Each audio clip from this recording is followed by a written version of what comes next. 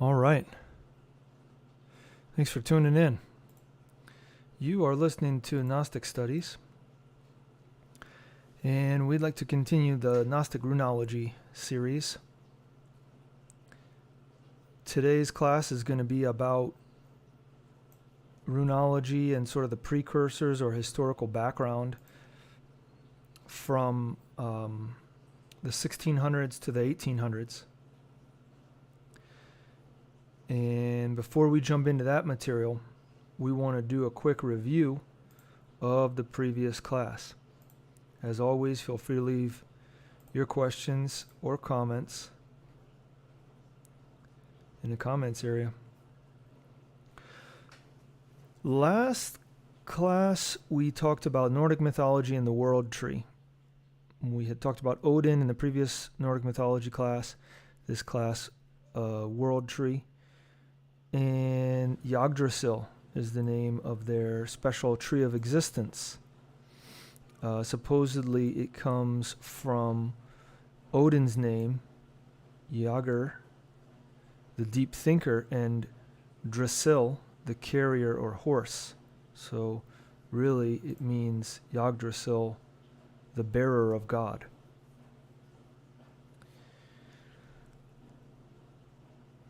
As we mentioned, it is an ash tree, called an ash tree, and the tree of existence. And we also looked at how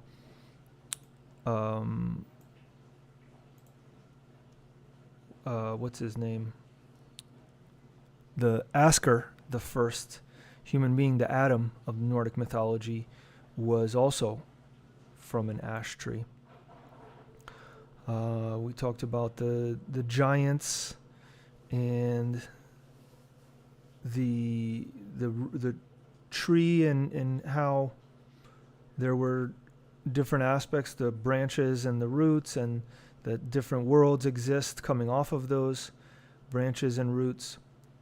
That below one of the roots there was a fountain that was ruled by Mesmer, and he gave knowledge or wisdom. Odin left his eye in order to acquire wisdom. But the main thing that we wanted to talk about, other than the fact that there's a lot of water symbolism, that was that there's these Norns who are something like the lords of karma, and they weave and unweave the destiny of the worlds and human beings. There's three main ones that are apparently past, present, and future. And they dwell by a fountain. And they draw water from the spring every day. And they sprinkle that on the ash tree so that it can have, leaves on its branches and continue to be green. And that is to be alive. And that the water is very holy. That special water, that holy water. The other thing we wanted to look at was how it talked about what the branches are. And the tree is the tree of existence. The Yggdrasil world tree is sort of a symbolism. Talk about how everything is interconnected. It says its branches connect events together, and every leaf is like a biography. Every fiber is an act. Its main branches are histories of nations. The rustle of it is the noise of human existence. It is Yggdrasil, the tree of existence. It is the past, the present, and the future. What was done, what is doing, and what will be done. It is the infinite conjugation of the verb to do. Yggdrasil is the tree of the experience of humanity. It has three roots. And experience teaches that there are in reality but three kinds of people in the world. Some who work for noble and eternal purposes, some that work also in the same way energetically, but for evil and temporal ends, and then those who distinguish themselves by their sloth and impotence.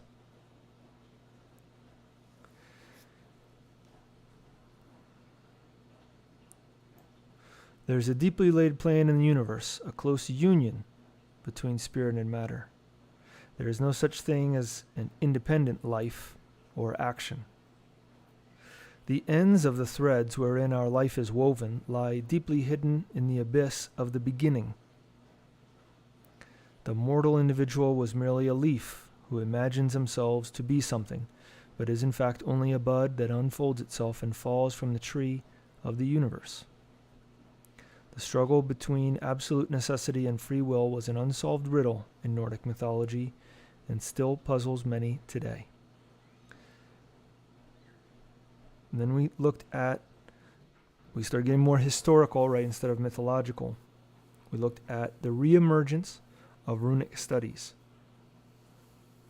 This is something that we feel is important so that we can get a context for what's going on. When Roman Catholic Church took over its, reign, or whatever you want to say, in the Middle Ages, it kind of put a damper on other spiritual systems manifesting in Europe. So then, after the Protestant Reformation, which started in the early 1500s, there emerges this sort of, hey, Catholic religion, you're not the only type of Christianity that there can be. There can be other types. Now, of course, there's Coptic, there's Greek Orthodox, Eastern Orthodox. There's other types. There's other systems, but they're in different places. They're in, Middle East, North Africa, in Asia, you could say. But in Europe, it was pretty much Catholic was the whole thing. Catholic, there was Judaism, and then there's a little bit of Islam, but mostly it's Catholic religion. And they were, as we all know, if we've studied history, they're a bit brutal. So there was a lot of fear or justified unwillingness to talk about things in public, etc. Then there was the Protestant Reformation, and then something happened about 100 years after that.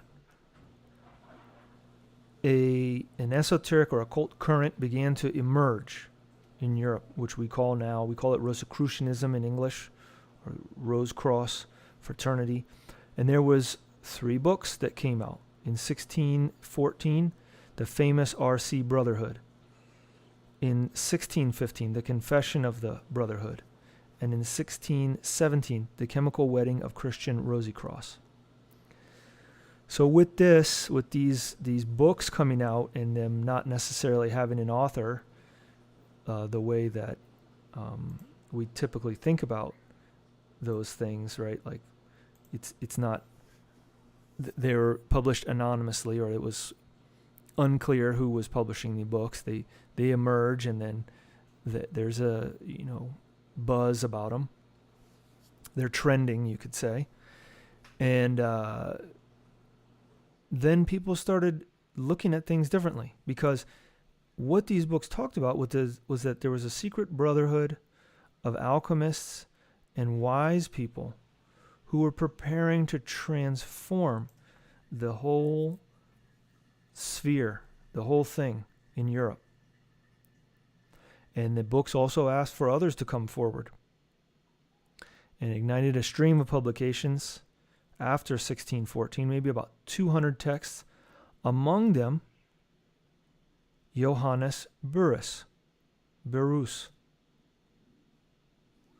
And he published a book in 1616 called The Famous Return of Skanzla, which talked about the runes and their relationship to these same sort of esoteric currents or esoteric topics that were popular at the time, numerology,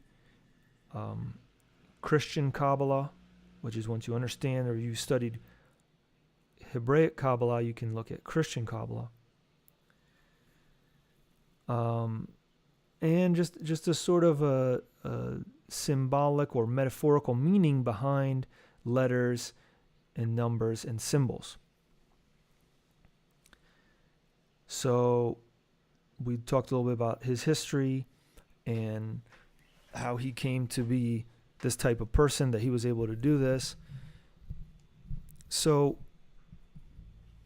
he had a book, and we looked at what his book talked about. But before we look at that, we just want to say these are the handouts that you can get. They're at the bottom of the page. That's linked in the description. And these are PDFs so that you can print them out or have them on your device and look at them. And this shows, because this guy had his system of occult runology, we could call it, which he called the noble runes, Adul runes, sort of like a runic Kabbalah. And it was a synthesis of the different symbols that he found, different runic letters that he found, that he studied in Sweden. So there's different runic systems. This table doesn't show them all, but it does show the sort of bigger ones that are relevant here: the Elder Futhark, Anglo-Saxon Futhark, and Younger Futhark. Baruch's system worked with a modified Younger Futhark rune row, which only had 16 runes. So here's the Younger Futhark runes, and here's his runes. Again, this is easier to look at on a piece of paper if you print it out, or to stare at it and compare things. Here, scholars give us some idea about what the associations were with the particular letter and or symbol. And then Baruch gave us some.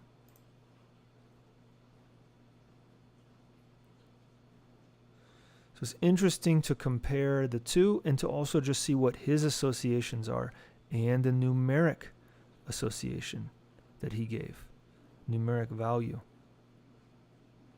Because there's the serial value, which is like which one, like this is the first, the second, the third, the fourth, the fifth, the sixth.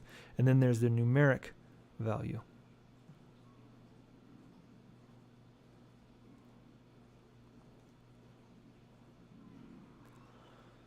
So we recommend that you review this material when you have some time. Just stare at it and see if anything emerges, anything comes to you about it.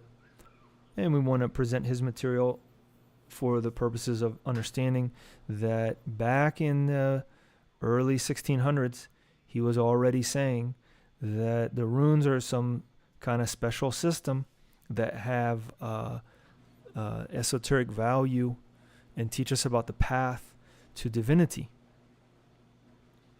the way many other religious systems have a symbolic story or teaching. So first what he said was he has this cube which has these same symbols on it, and he always has at least one duplicate, but that's inverted.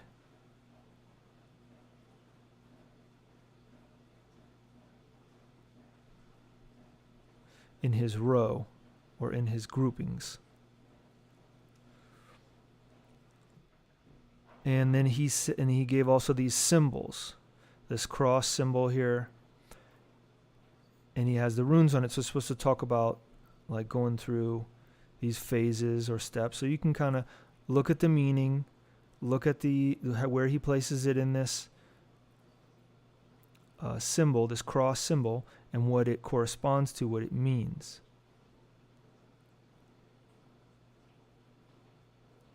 His stuff is a bit cryptic, but, just to get an idea that there's people talking about this in the early 1600s, and that they're worth investigating if you want to. But we are going to keep our study going, and we're going to move past this so that we can understand the background of the runic systems that we're going to be looking at, which interest us. So that's the end of our review. Now we want to jump into today's material. And if you have any questions or comments,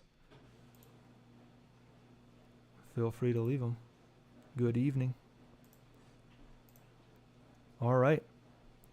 So, if we want to understand the development and popularity of runic occultism, because that's really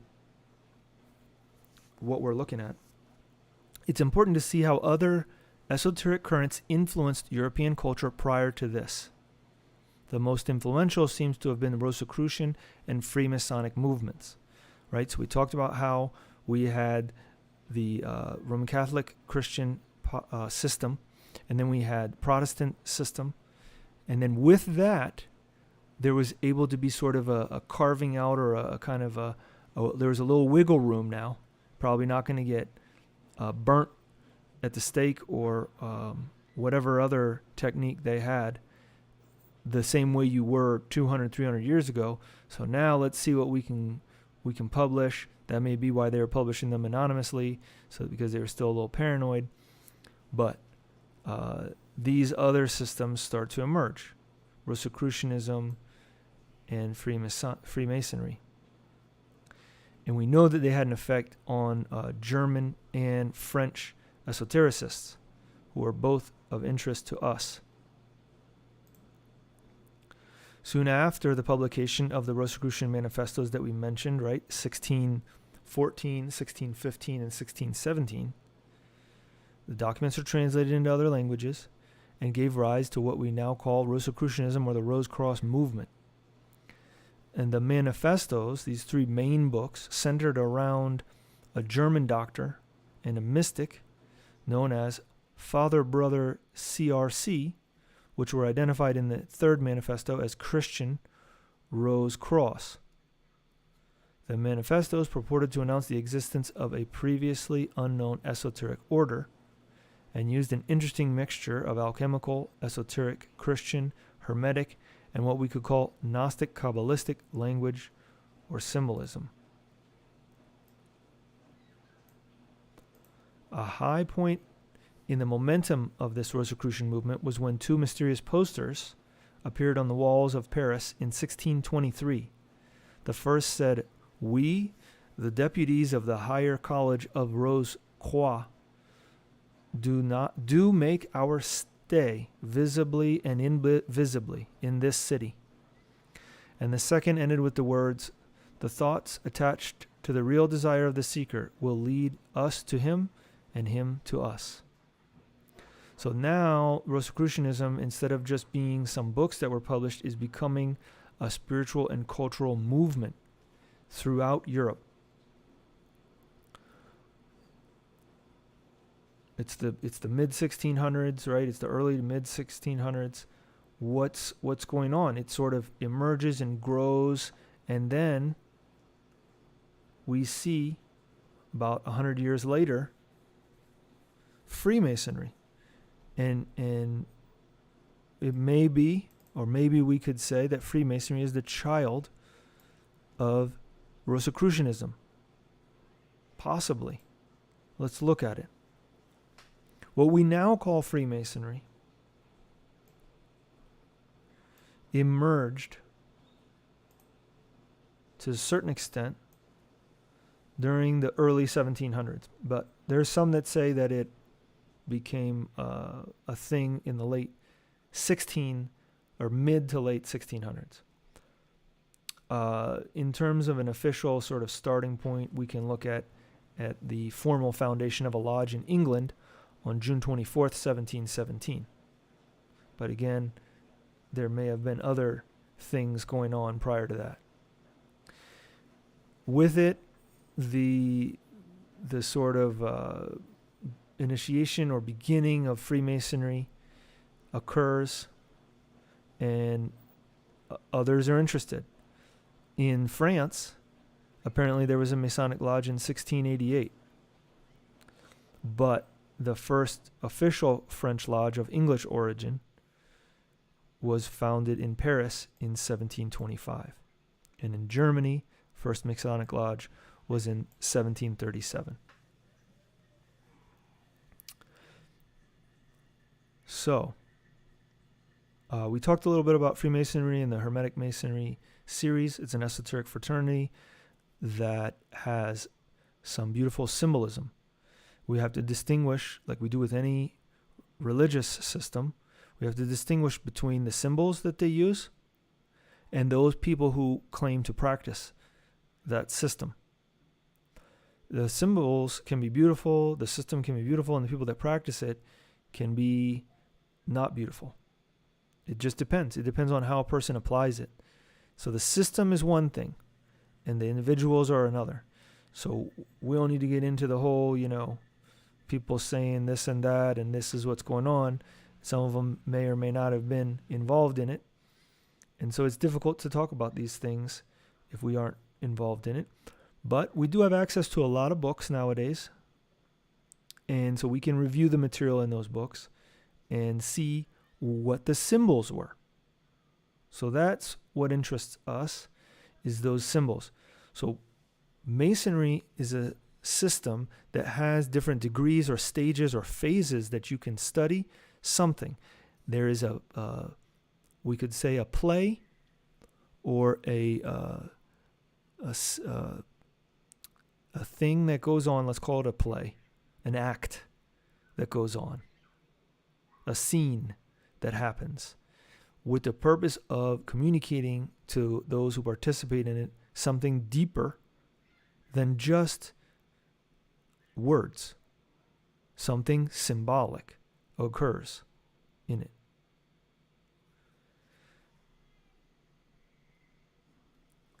And that is what is of interest to us, as we mentioned before, because when we study esoteric symbolism, when you study Tarot and Kabbalah, when you study the language of symbolism, then you find that these Masonic systems are rich in high-grade symbolism, in stuff that can inspire us, that can assist us to get closer to divinity, which is what any system, any religious, authentic religious system is about, reconnecting with the divinity. So, French high-grade Masonry and the German Rite of strict observance. Traditional Freemasonry is based upon 3 degrees, which is often referred to as the Blue Lodge: apprentice, companion, and master. But there are also additional degrees. So this is sort of the required 3 degrees, we could say. And there are other degrees that develop that are in addition to this. So these are, or should be, never excluded unless the system sort of renames them. But these are always the 3 that are in there. And then in France, especially during the 1700s and the mid to late 1700s in France, there was a lot of high degrees or haute grade that appeared. And if you study them, if you look them up and read what they say and look at the pictures that are in the manuscripts, they incorporate a lot of Kabbalistic, Hermetic, chivalric, or alchemical teachings into them, and they even have Rosicrucian symbolism. So that's why they're of value, because they assist us in understanding those systems.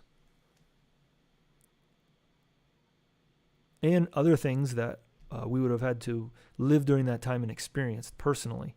Obviously, the level of fraternity that you could have with other individuals is something that is not, you can't write down about that necessarily, right? It's an experience that we have emotionally connected with other human beings.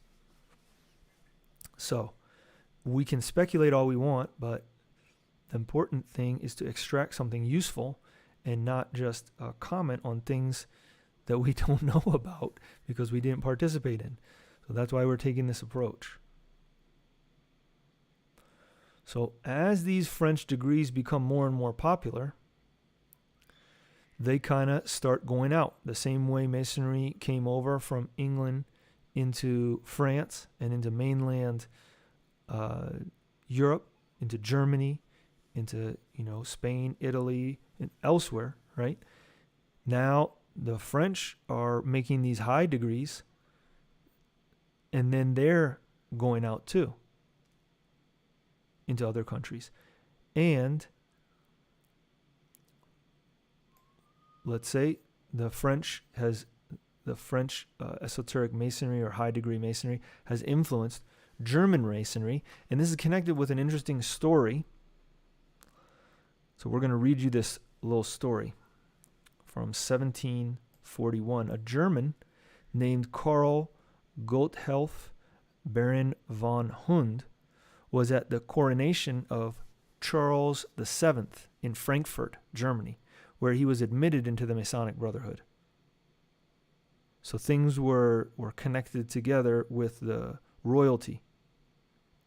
Then in December of 1742, year afterwards, Hund went to Paris and became a master of a Masonic lodge there in early 1743. Later that same year, he claimed he was also initiated by Jacobite Scottish knights into the Order of the Knights Templar. Hund further claimed to have been appointed by the unknown superiors of the Temple of the Templars as Provincial Grand Master of the Order of Province the Seventh in Germany, and was supposedly charged with the revival of the Templar order in Germany. So he's saying he went to France, and there, while he was there, he got initiated into a system, or let's say connected with some others, and then from there came back to Germany and was claiming that as a result of that, he was supposed to set up a new Templar order. In 1745, there was a Jacobite attempt to overthrow the British monarchy, while most of their army was fighting in mainland Europe, which was supposed to occur along with a coordinated French Jacobite attack on Britain. This revolt failed, and soon afterwards, Hund lost touch with his French Jacobite masters. Notwithstanding, in 1749, he established a Masonic lodge in Urwerd, Germany, Unwerd, and his estate, and he established a Masonic lodge on his estate and began working a high degree system. The following year, he settled in Lower Kittlitz. I don't know how to, maybe that's it. Kittlitz, and built a castle with an octagon floor shape, which was interpreted as having Masonic symbolism. The new French-Scottish Rite that Hund introduced to Germany, he named Rectified Masonry, and later the Rite of Strict Observance, while referring to the English system of Freemasonry as the Rite of Later Observance, or Late Observance. But this system didn't actually become popular right then. Later on it did. So what's interesting is that we do have nowadays the so-called ancient and accepted Scottish Rite. And it's interesting to study where that system came from. In 1764, seeking to reestablish his link with the French Jacobite masters, Hund unintentionally unmasked a fraud named George Frederick Johnson, who claimed to be an exiled Jacobite with knowledge of the higher degrees of Freemasonry. Johnson had been accepted by the lodge at Jena as their Masonic mentor and now claimed superiority over all other lodges in Germany and Bohemia. Those who accepted his rule had their own charters and papers burned, right? That's sort of like the ID, their documents that prove that they're legitimate according to their, whatever authority they had. And their leaders were then reinitiated at some expense, meaning he was making money, charging them for these acts to occur. The leaders were reinitiated into Johnson's system of higher degrees. Hund, hoping that Johnson was a link to his own missing superiors, agreed to meet with Johnson, and Johnson brought his entire entourage with representatives of his subordinate lodges. However, Johnson's bizarre behavior and his failure to produce promised material convinced both Hund and Johnson's own people that he was a fraud. He was later found to be a con man named Johann Samuel Lechte. When their discredited mentor left, all those lodges turned themselves over to Hund as the unexpected hero of the hour, and the Rite of strict observance was born, rapidly becoming the predominant form of Masonry, we could say high-degree Masonry, in Germany. It had 7 degrees, right? The same 3 we mentioned, Blue Lodge, then Scottish Master, Secular Novice, Knight, and Lay Brother. In 1768, the Rite of strict observance had 40-plus lodges. It appealed to German national pride.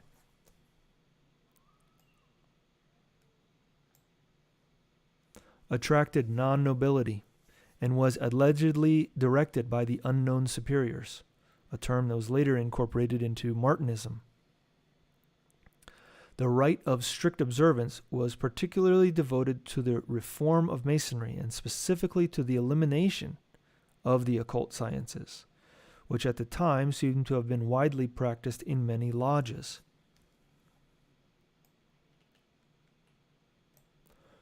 As well as to the establishment of cohesion and homogeneity in Masonry through the enforcement of strict discipline, the regulation of functions, etc. Right? So they're saying it needs to be done this way. They're sort of militant. We do it like this so that it's consistent at every place that you go to. Despite its initial popularity, soon after Hund's death in 1776, the Rite became defunct.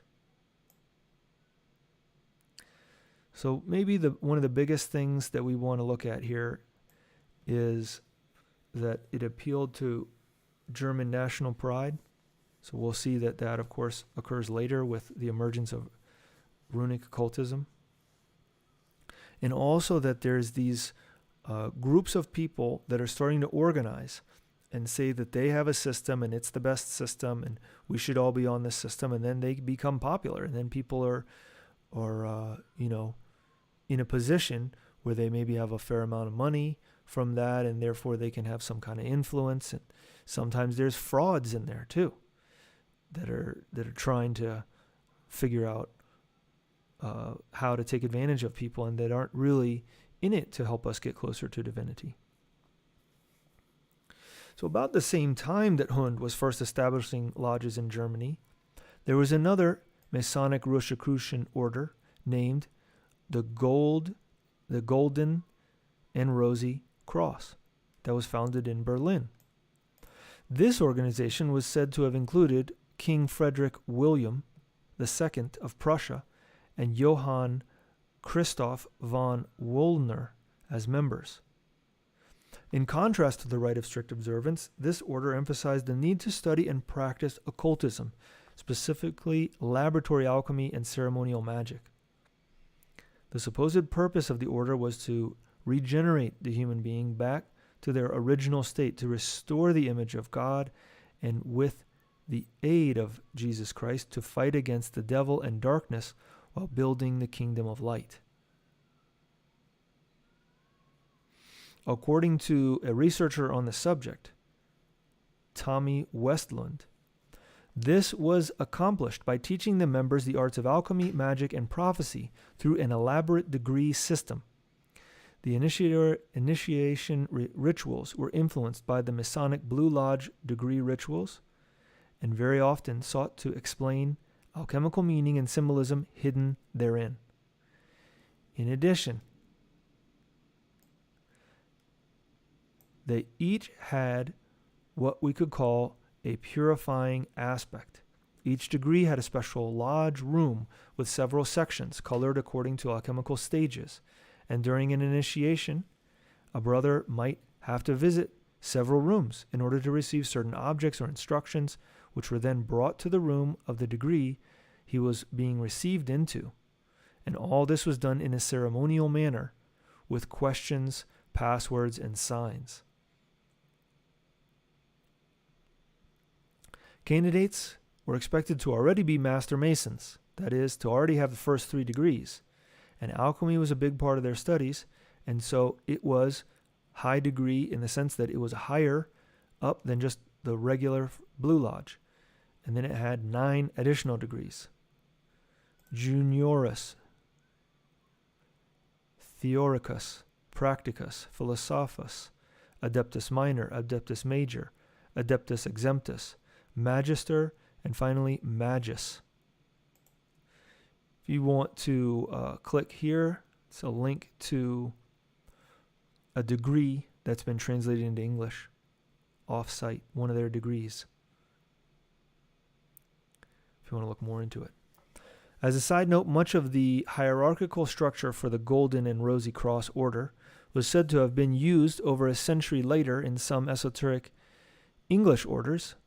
The Societas Rosicruciana in Anglia, established in 1865, as well as the Hermetic Order of the Golden Dawn, established in 1888. So, returning to the quote from Tommy Westland here, the order sought to promote laboratory alchemy as a preparation for the true divine magic, and with these 2 members could become prophets. And for several years this was a great success throughout Europe. However, nothing lasts forever, and instead of the mandatory 10-year Reformation, which should have happened in 1787, the order slowly faded out due to inner conflicts, alchemical experiments with fatal outcomes, unknown superiors that never came, with even more secret teachings, and outer conflicts within the Asiatic Brethren, the Illuminati, and the Enlightenment scene as a whole. So they're talking about specific esoteric groups from that time. In the end of the 18th century, the term Rosicrucian became a substitute for charlatan, imposer, or just general ignorance. So you see how things pass through these phases.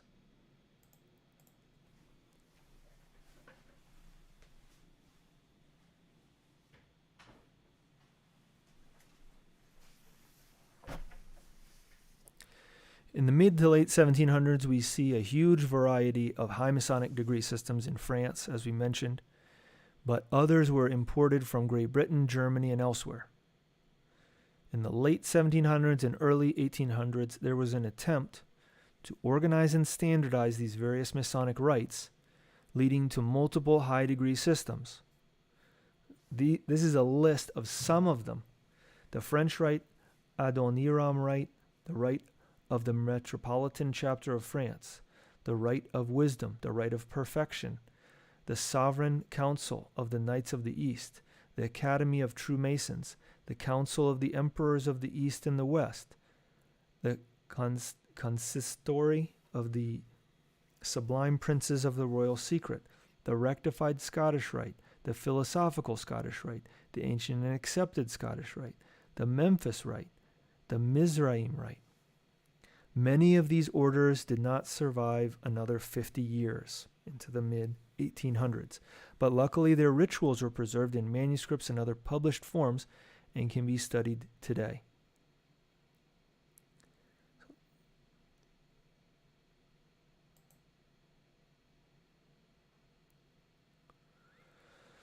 So, we're trying to get a grip on everything that's leading us to the early 1900s, when this Germanic Volkish movement, I guess that's redundant because Volkish movement in itself is Germanic to a certain extent, or to a greater extent, but how runes play a role in that. So it's going to take this class and the next class to get there. So we see we've got these occult groups, right? Rosicrucianism, Freemasonry, and they kind of are cycling through. They become popular, people use them, they maybe get some benefits out of them, then maybe they fall out of popularity, they become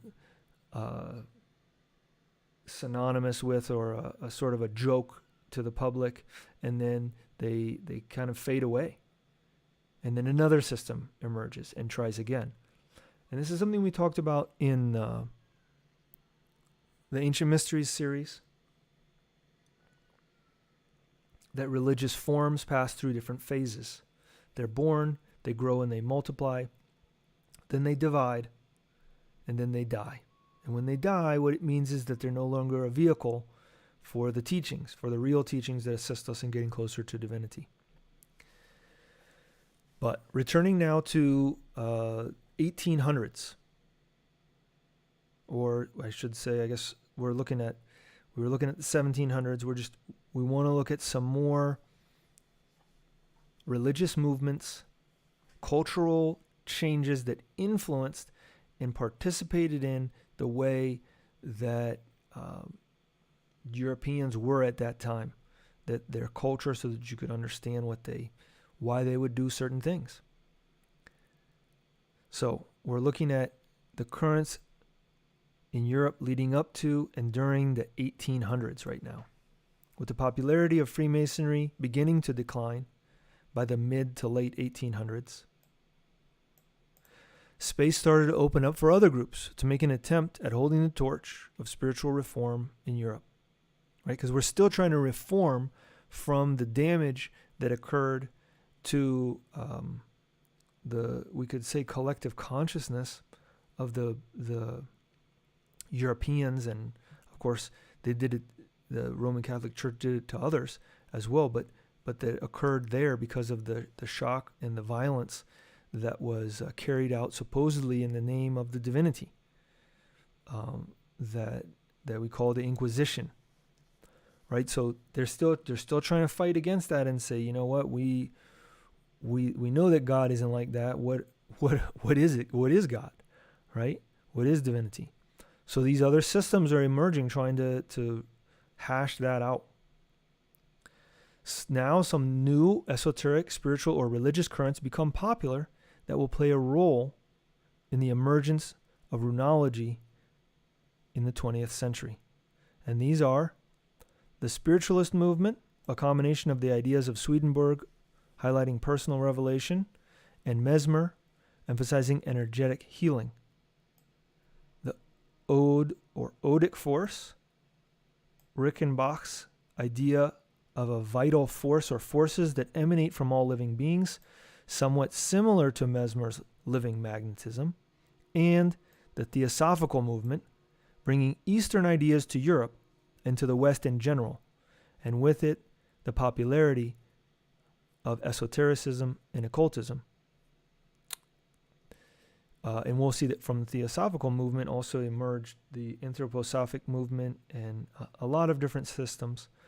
So really the beginning, the seeds of the New Age movement that we could say started in the 1850s, 1860s, that we now call New Age, or New Age movement, whatever you want to say, is here. So that's part of why we want to look at these things, because you see people that are into various things and you say, why are they into it? What is this about? Where did this come from? This will help us understand it. When these currents merge together with the Volkisch movement, which we'll study, then we have the ingredients for a new wave of runic esotericism. And if we want to understand the environment where the Volkisch movement was able to flourish, then we'll have to back it up a little and go into the history and see the bigger picture. So, we talked about the Protestant Reformation starting in 1517, leading into 100 years later, right, the 1600s. With this there continued to be attempts to reform so-called traditional Christianity in Europe. Whether or not it's authentic Christianity is something else, but the traditional flavor that they'd been given through the Roman Catholic Church has become tradition, right? It's been 1,000 years that they've been doing it a specific way. So now they're trying to feel things out. What else is there? What's going on? Is there something else? Is this real, or is it dangerous? Is it false? Is it charlatans? The belief in personal empowerment and independence in religious matters has its roots in the Protestant Reformation, right? That's huge in the United States and in the modern world right now. This idea that personally, that we need to have our independent interpretation. That's like kind of the foundation of the United States. And the result of that is also the influence that that's had on all of the countries in the Americas. This idea that we need to be able to choose and decide for ourselves what we're doing and why we're doing it, and that no one else has the right to tell us how to worship divinity, right? And that we want to study and develop in our own personal way. So we're really seeing that the relationship between the Protestant Reformation and the Catholic Church started this sort of wave or change. And with that wave, all these other things happened. Some of them, lost momentum. Some of them still have momentum. So let's look at these religious flavors that are emerging now. Beginning in the early to mid 1700s, there were a number of surges in religious popularity that historians have named Great Awakenings. We've already noted the Rosicrucian manifestos. According to the scholar Christine Lay Herman, during the middle decades of the 18th century, a new age of faith arose to counter the currents of the Age of Enlightenment, to reaffirm the view that being truly religious meant trusting the heart rather than the head, prizing the feeling more than thinking, and relying on biblical revelation rather than human reason. Right? Because there's sort of like an intellectual interpretation of religion versus an emotional interpretation of religion. And there's that back and forth that occurs. One side sort of predominating in its popularity, and then another side. The philosophers of the 18th century Enlightenment had a dramatic effect on subsequent developments in philosophy and religion. In particular, the works of the German philosopher Immanuel Kant gave rise to a new generation of German philosophers, and they began to see wider recognition internationally. However, in a reaction to the Enlightenment, Romanticism began to develop towards the end of the 18th century. Key ideas that sparked changes in philosophy were the fast progress of science, including the idea of so-called evolution. The first Great Awakening, right, because there's multiple Great Awakenings that are these sort of phases or waves that take over where people are reevaluating how they see religion. The first Great Awakening was an evangelical upsurge in England, Scotland, Germany, and the American colonies between 1730s and 1770s. It has been described as a focus on religious experience rather than on traditional doctrinal divisions. That is, divisions between how the Protestant and Catholic churches interpret the doctrine of this is how it should be, so to speak. Their focus was more on the experience. Religious experience was more important to them. With it, there was an emphasis on religious faith as opposed to religious intellectualism and religious scholasticism. Here we also see the emergence of the theological view that religious conversion had to be a new birth experienced in the heart and not simply an intellectual grasp of proper Christian doctrine. Right? It had to be emotional, not intellectual. The Second Great Awakening began around 1790. gaining momentum by 1800 and into the 1820s, before losing much of its momentum in the 1840s. During this time, there was more of an emotional preaching and the need for not only personal reform, but also social change and getting rid of sin in all its forms. Scholar Henry S. Comminger, in his paper, The Significance of Freedom of Religion in American History, from 1982, in the book called The Freedom of Religion in America, he says that Romanticism found expression in the Great Awakening of the mid-18th century, which was characterized by enthusiasm, emotion, and an appeal to the supernatural. This he also contrasts with the skeptical rationalism of Enlightenment. There are scholars who claim that there were more Great Awakenings, such as a third from 1855 to the 1930s and a fourth from 1960s to 1980s. But for our purposes, we're only going to look at these first two. We can see that both of them emphasize a more personal and emotional perspective of religion instead of just adhering to a doctrine. And if you do it this way, then everything's going to be fine. The idea is personal experience, personal perspective. Thus, the seeds for a personal interpretation of religious teachings began to grow from here, at least in terms of the European current. And as the influence of these great awakenings begins to wane, we see the emergence of a new spiritual movement called Spiritism or Spiritualism. Spiritualism first appeared in the 1840s in upstate New York.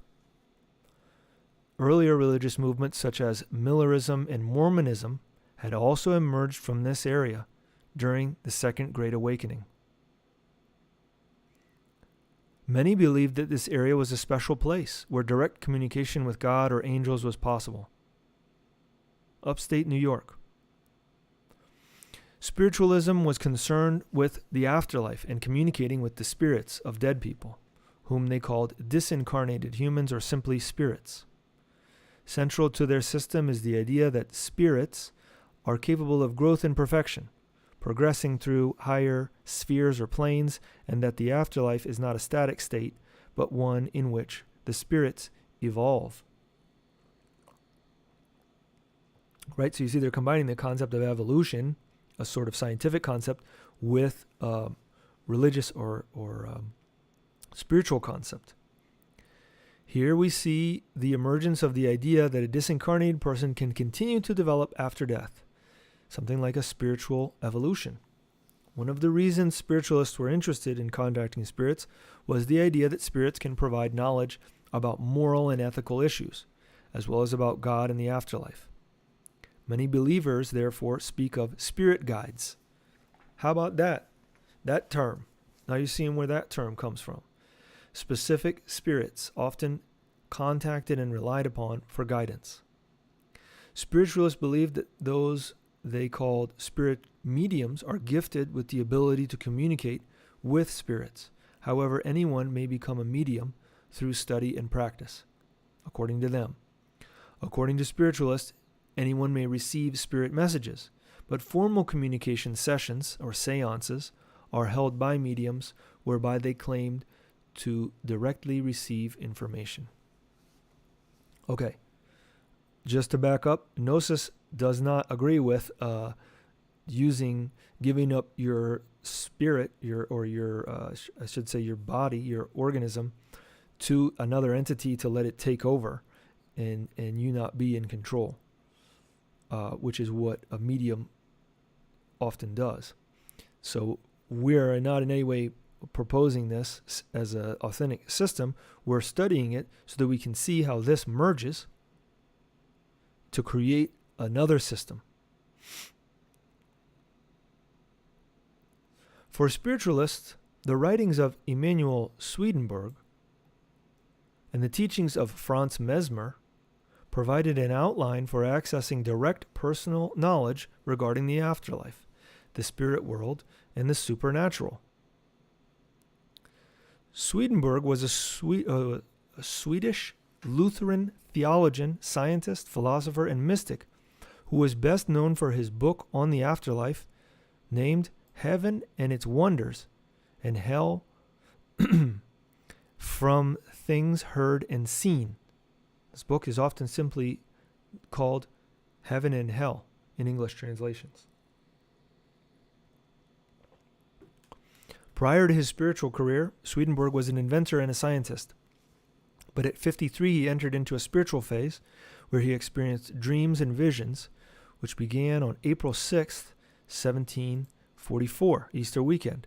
It culminated in a spiritual awakening in which he received a revelation that he was appointed by the Lord Jesus Christ to reform Christianity.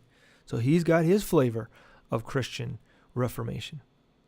In Swedenborg's understanding, after death, we wake up in the intermediate region of the spiritual world, neither in heaven or hell, but a neutral no man's land that he called the world of spirits. Here we gradually lose the ability to pretend, and the spiritual real us comes out. Following this judgment, the new spirit goes on to the heaven or hell by its own free will. God doesn't force them. Spirits gather with those that are similar to themselves, whether in heaven or hell. What's interesting is that it's sort of like, right, God doesn't force them, as if God is the one implementing this directly. Because if we, not to deviate because we got a lot of stuff to talk about, but it's the angels and the archangels and the hierarchy that carries these things out. And if we study religious, what it's called, echelontology, the echelons are the phases, the stages, the groups. In any case, according to Swedenborg, people are kept in spiritual freedom by means of the equilibrium between heaven and hell. He says that anyone can enter heaven, but as soon as an evil person inhales the heavenly air, they have an excruciating torment, so they quickly shun it and escape to keep their true state. He emphasized that the basic spiritual orientation of a person towards good or evil cannot be changed after death. Thus, an evil spirit could leave hell but never wants to. The two main features of Swedenborg's view that resonated with early spiritualists were that there is not a single hell and a single heaven, but rather a series of higher and lower heavens and hells, and that spirits are intermediaries between God and humans, such that the divine sometimes uses them as a means of communication. Although Swedenborg actually warned against seeking out spirit contact, his works seem to have inspired others to do so. So that's Swedenborg. He's got a system. It's got some interesting things. Then Mesmer, another guy, a German, he was a medical doctor and was also interested in astronomy. In 1766, he published a doctoral dissertation where he discussed the influence of the moon and the planets on the human body and on disease. Astrology. Almost 75 years earlier, Sir Isaac Newton explained that ocean tides result from the gravitational attraction of the sun and the moon on the oceans of the earth. Tidal generating forces vary inversely as the cube of the distance from the tide generating object. Mesmer's dissertation was called On the Influence of the Planets on the Human Body, and it built off of Isaac Newton's theory of the tides, suggesting that certain tides in the human body might correspond to the movement of the sun and the moon. At the beginning of 1768, Mesmer got married and started his practice as a doctor in Vienna, Austria. Over the next few years, he would experiment with attempting to heal patients by provoking an artificial tide in them. In 1776, Mesmer published a book in German entitled Writings About the Magnetic Cure, in which he mentions his dissertation and gives examples of his findings from magnetic experiments with people and with animals.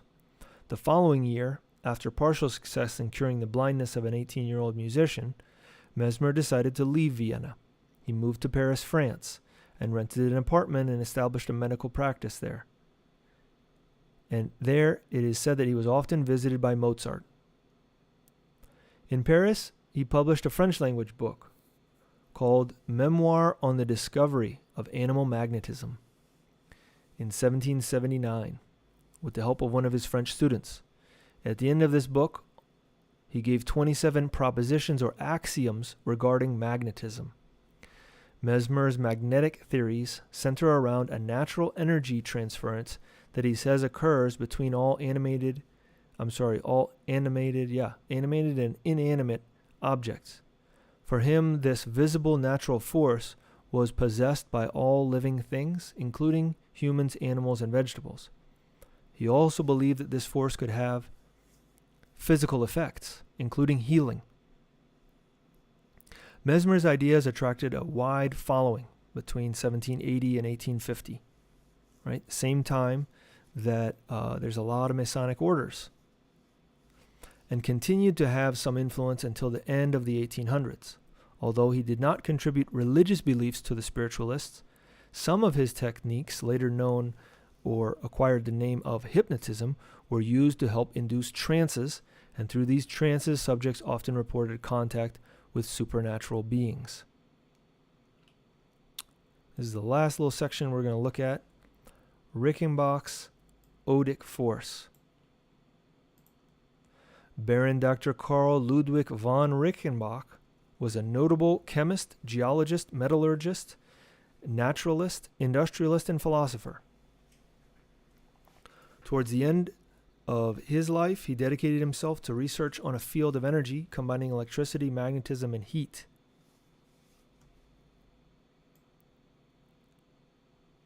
That he said this field of energy was emanating from all living beings, and that he called Odic force. Ode, obviously related with, or I guess maybe not obviously, but is related with Odin. In 1839, he retired and began an investigation into the pathologies of the human nervous system.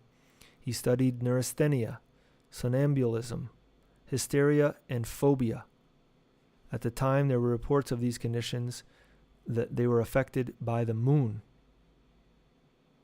After interviewing many patients, he was able to rule out many causes and cures, but came to the conclusion these ailments tended to affect people who had particularly vivid sensory faculties, whom he called sensitives. These people are sensitive. You may have heard that before. Influenced by Mesmer's theories, Reichenbach considered that these conditions may be affected by environmental, what we now call electromagnetism. He began investigating how the human nervous system could be affected by various substances and discovered the existence of a new force that seemed to be connected to electricity, magnetism, and heat. He thought this force was radiated by most substances and that sensitives were more influenced than others. His investigations led him to propose that this new force was similar to magnetism and was a kind of life principle that permeated and connected all living things together, and he named it Odic force. He said that the Odic force was a positive and a negative, has a positive and a negative flux. It alternates, a light and a dark side. Individuals can forcefully emanate it, particularly from the hands, mouth, and forehead, and that it has many possible applications. The Odic force was said to explain the phenomenon of hypnotism. In Britain, after the translation of Reichenbach's book, Researches on Magnetism, Electricity, Heat, and Light in their relation to vital forces, which occurred in 1850, by the Dr. Gregory, professor of chemistry at the University of Edinburgh, research was undertaken to try and show many of the Odic phenomenon to be of the same nature as those described previously by Mesmer and Emanuel Swedenborg. Reichenbach hoped to develop scientific proof for his universal life force, but he did not put forth any reliable way to do controlled experiments with so-called sensitives, and sensitives had to work in total or near total darkness in order to be able to observe the phenomena. His experiments relied on the perceptions reported by those who claimed to be sensitive, since he was unable to observe any of the reported phenomenon himself. He relied on sensitives to do everything. So scientists were unable to duplicate these experiments. Proponents of the Odic force say that in total darkness it is visible as a colored aura surrounding living things, crystals, magnets, etc., but that viewing it requires some time first spent in total darkness, and only very sensitive people have the ability to see it. They also say that it resembles the Eastern chi and prana. But unlike these, the Odic force was not associated with breath, but instead mostly with biological electromagnetic fields. All right. We're going to stop there. Next class, we're going to talk about theosophy as another influence.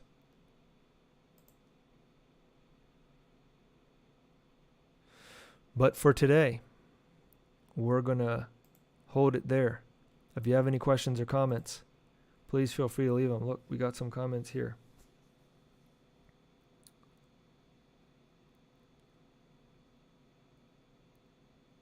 Yep, you're right. There's a comment about anthroposophy, the spiritual science that emerged after the theosophical movement. Another comment, I think for Gnostics it's more acceptable to be a seer than a medium, since being a medium posed too much confusion of the astral and etheric bodies of those involved. Yep. Being a medium implies giving up our self-control there, sort of giving ourselves over to another entity.